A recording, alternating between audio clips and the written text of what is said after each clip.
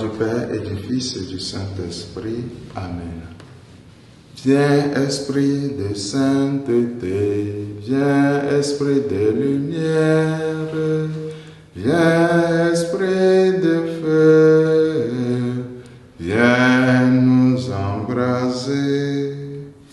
De l'Évangile de Jésus-Christ selon Saint Jean. En ce temps-là, Jésus passa de l'autre côté de la mer de Galilée, le lac de Tibériade. Une grande foule le suivait parce qu'elle avait vu les signes qu'il accomplissait sur les malades. Jésus gravit la montagne et là il était assis avec ses disciples. Or, la Pâque, la fête des Juifs, était proche. Jésus leva les yeux et vit qu'une foule nombreuse venait à lui. Il dit à Philippe, « Où pourrions-nous acheter du pain pour qu'ils aient à manger ?» Il disait cela pour le mettre à l'épreuve, car il savait bien lui ce qu'il allait faire.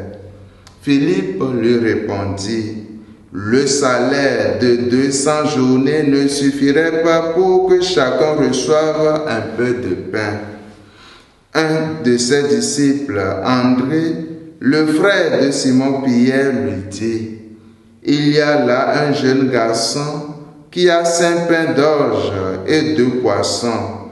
Mais qu'est-ce que cela pour tant de monde? » Jésus dit, « Faites asseoir les gens. » Il y avait beaucoup d'herbes à cet endroit. Il s'assit donc au nombre d'environ 5000 hommes. Alors Jésus prit les pains et après avoir rendu grâce, il les distribua aux convives.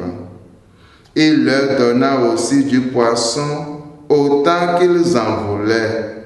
Quand ils eurent mangé à leur faim, il dit à ses disciples, « Rassemblez les morceaux en surplus pour que rien ne se perde. » Il les rassemblait et il remplit 12 paniers avec les morceaux des 5 pains d'orge restés en surplus pour ceux qui prenaient cette nourriture.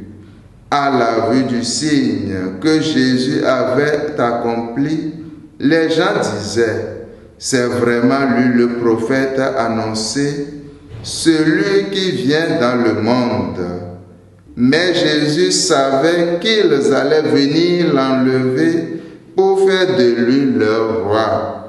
Alors, de nouveau, il se retira dans la montagne lui seul.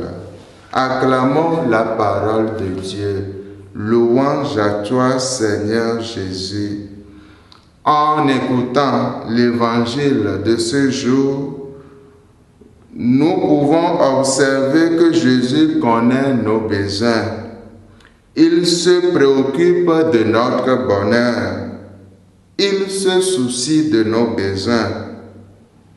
Ce n'est pas la foule qui a demandé du pain à Jésus, mais c'est plutôt Jésus qui a vu leurs besoins. Alors mon frère, ma soeur, toi qui es malade, Jésus sait que tu as besoin de la santé. Toi qui es sans emploi, il sait que tu as besoin d'un emploi. Toi qui cherches à te marier, Jésus le sait. Laisse-lui le temps et au moment opportun, il agira pour toi. De plus, c'est à partir des 5 pains et des 2 poissons que le signe s'est produit. Si tu sais entreprendre avec Jésus, tu seras toujours dans l'abondance. Laissons nos peu dans les mains du Christ pour qu'il les fructifie pour nous. Cet événement de la multiplication des pains est un signe qui préfigure l'Eucharistie. Jésus vient en nous dans l'Eucharistie. Il reste dans le tabernacle. Il est toujours là, nous bénissant et nous attendant. Tout ce que nous avons à faire est d'aller lui rendre visite. Il prendra soin du reste, frères et sœurs. Il nous redonnera la paix, nous renouvellera et nous remettra de nouveau sur notre chemin. Il est le pain de vie, notre compagnon et notre Seigneur. Que sa bénédiction nous assiste et nous accompagne tout au long de ce jour. Au nom du Père et du Fils et du Saint-Esprit. Amen.